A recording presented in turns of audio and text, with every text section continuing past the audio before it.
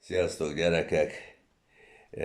Megint az új világrendről találtam egy ilyen háborgós cikket vagy filmet a Facebookon, amiben hát a magánélet és az intimitás legitim voltát feszegette Klaus Schwab, a világgazdasági fórum alapítója és az új világrend bevezetésének lelkes élharcosa, és tulajdonképpen az emberek ellenőrzéséről volt szó, és hát ő azzal érvelt, hogy akinek nincs rejtegetni valója, az miért tart igényt magánéletre.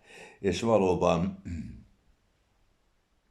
én sokszor értetlenül szemlélem azt, hogy hányan tiltakoznak, hogy adatait hozzájárul, nem járul hozzá, adatait őrzik. Hát most mit lehet kezdeni? Természetes, hogy az ember a pénzéhez kapcsolódó bankszámla számát, meg mit tudom én, azt a hozzáférési kódot nem tölti föl a Facebookra, hogy bárki abból ki tudja szolgálni magát kedve szerint, de az, hogy én mikor születtem, és mi a nevem, és mik az adataim, vagy hogy mit tudom én, milyen betegségem volt, hát most engem nem zavar, ha bárki ezeket az adatokat megtudja. Sosem voltam egy titkolózós típus, de menjünk egy kicsit tovább, mert aztán egy következő filmben már arról van szó, hogy a Klaus Schwab olyan fejpántokat, meg fejimplantátumokat akar az emberekre rátestálni, meg gondolom saját magára is, amivel ő az embereknek még a gondolatait is tudja látni és ellenőrizni.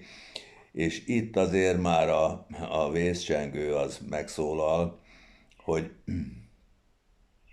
az eddigi legelnyomóbb rendszerekben sem tudták a gondolatokat, ugye azokat nem tudták nyilván tartani, és ugye a régi rendszerben a legtöbb ember kifelé eljátszotta a rendszerrel együttérző vagy együtt gondolkodó ember szerepét, és magában egy egészen más véleménye volt. Na most hát ez megint nagyon félelmetesen hangzik, hogy még a gondolatainkba is belelátnak, és akkor az ember mellé teszi, hogy hát miért izguljon azért bárki, hiszen a Jóisten aztán még ezerszeresebben belénk lát, és miért izgulunk mi azért, hogy egy másik embertársunk belelát a gondolatainkba, vagy ellenőriz minket, mikor a Jóisten ezerszer jobban belelát a lelkünk minden egyes atomjába, hiszen ő teremtett és alkotott minket. És itt jön a fölvetés, hogy értelmetlen dolog ezzel a fejimplantátumokkal kísérletezni, mert azok nélkül is megkapja ezt bárki, aki a Jóisten akaratával egyesül, mert aki ki tudja mondani és meg tudja élni, hogy legyen meg a te akaratod, ne az enyém, ahogy ezt Jézus is tette, az egységben lesz a Jóistennel, és ez azt jelenti, hogy a Jóisten összes képességét és jogosítványát ugyanúgy használhatja, és ugyanúgy tudja használni az embertársai javára, ahogy a Jóisten is használja a teremtményeinek a javára. Ellenben, hogyha valaki ugye megpróbálkozik bármilyen a Jóisten céljaitól eltérő célból egy ilyen funkciót mesterségesen kiépíteni, garantálom neki, hogy nem fog működni, vagy pedig valamiféleképpen valamilyen csőd lesz a vége.